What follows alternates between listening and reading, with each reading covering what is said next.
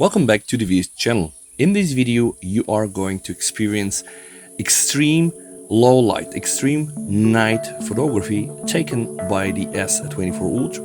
What you see on the screen right now, and also the Vivo X100 Ultra. So, this is the first sample, the real recording from my S24 Ultra, and this is the image that has been produced. Have in mind that I have used the max 8 seconds of exposure. This is the end result, absolute pitch black outside. I'm repeating the very same scenario with the Vivo X100 Ultra using the extreme night, and the Vivo is doing a 9 seconds of exposure. Have in mind, I am outside in the mountain. This is really pitch black. I can almost barely see nothing, absolutely pitch black. And this is now the ready result from the Vivo X100. Now you can see the full image.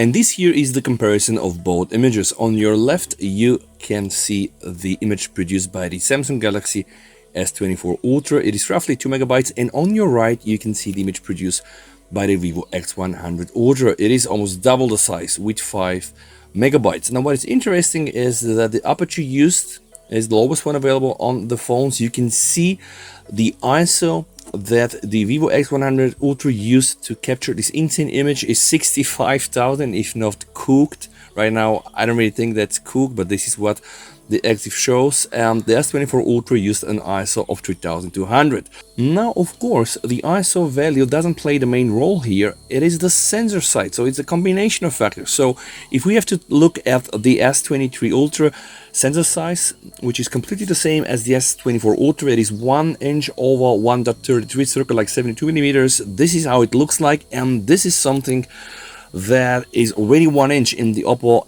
X6 Pro and also in the Vivo X90 Pro and Pro Plus, which is also the one that we are getting in the Vivo 100X Ultra. Although it's not a Sony IMX989 sensor, it is the latest Sony Lithium 900 sensor. But you can see that it is almost twice the size of the sensor that we have in the S23 and the S24 Ultra. Hence, of course, it's able to capture more light. Now, I can link this article down if you're interested to see how this thing works and why it's important. If we go back to the picture, we can see that clearly the Vivo X100 Ultra produced a better image. Now, have in mind, with this 9-second exposure here, this has been taken with by hand, so no tripod here, and of course it's a bit blurry, but you can see that the details on the S24 Ultra are barely visible, and this is one of the other main advantages for getting a phone with a 1-inch sensor, so potentially being able to capture way more light than with the smaller sensors. And of course, also if you're shooting just regular night photo and not extreme night, also